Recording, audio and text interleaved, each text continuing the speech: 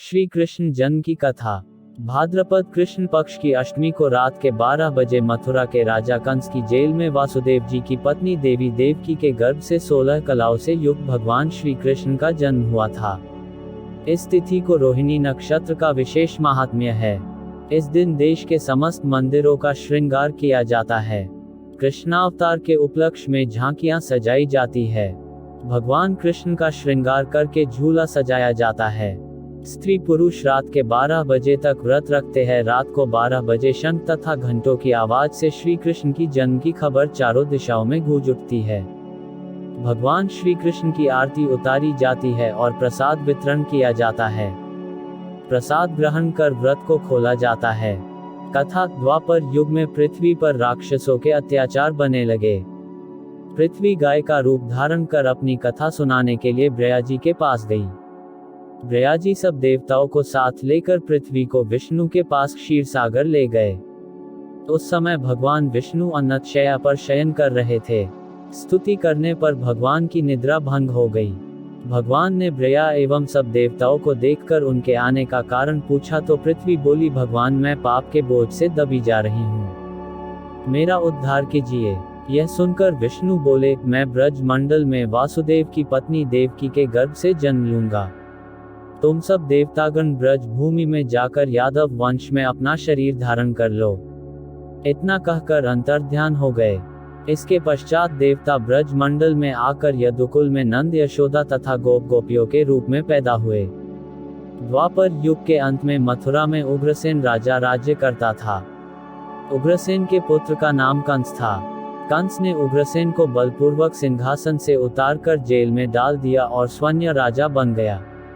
कंस की बहन देवकी का विवाह यादव कुल में वासुदेव के साथ निश्चित हो गया। जब कंस देवकी को विदा करने के लिए रथ के साथ जा रहा था तो आकाशवाणी हुई कि, हे कंस, जिस देवकी को तू बड़े प्रेम से विदा करने जा रहा है उसका 8वां पुत्र तेरा संहार करेगा। आकाशवाणी की बात सुनकर कंस क्रोध से भरकर देवकी को मारने को तैयार हो गया। उसने सोचा, न देवकी होगी न उसका पुत्र होगा।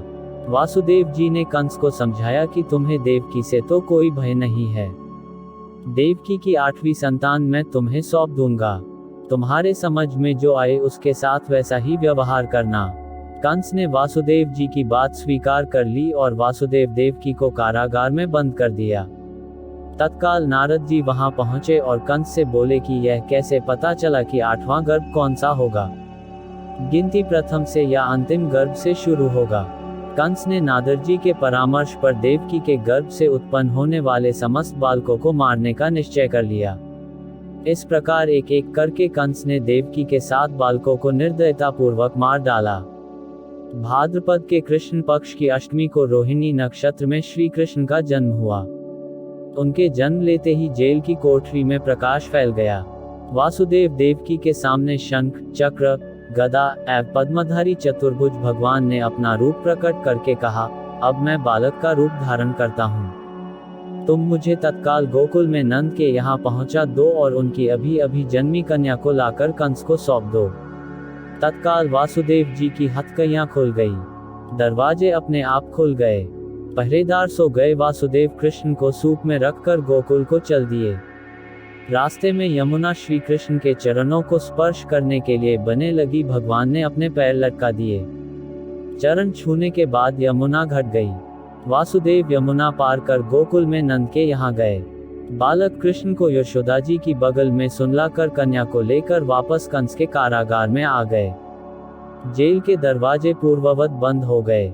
वासुदेव जी के हाथों में हथकड़ियां पड़ गई। पहरेदार जाग गए। कन्या के रोने पर कंस को खबर दी गई। कंस ने कारागार में जाकर कन्या को लेकर पत्थर पर पटक कर मारना चाहा, परंतु वह कंस के हाथों से छूटकर आकाश में उड़ गई और देवी का रूप धारण कर बोली, हे कंस, मुझे मारने से क्या लाभ? तेरा शत्रु तो गोकुल में पहुंच चुका है। यह दृश्य देखकर कंस हतप्रभ और व्याकुल हो गया। कंस ने श्री कृष्ण को मारने के लिए अनेक दैत्य भेजे। श्री कृष्ण ने अपनी अलौकिक माया से सारे दैत्यों को मार डाला। बड़े होने पर कंस को मारकर उग्रसेन को राजगद्दी पर बैठाया। तभी से श्री कृष्ण की जन्म तिथि को सारे देश में श्री कृष्ण जन्माष्टमी के रूप में बड़े हर्षोल्लास से मनाया जाता है।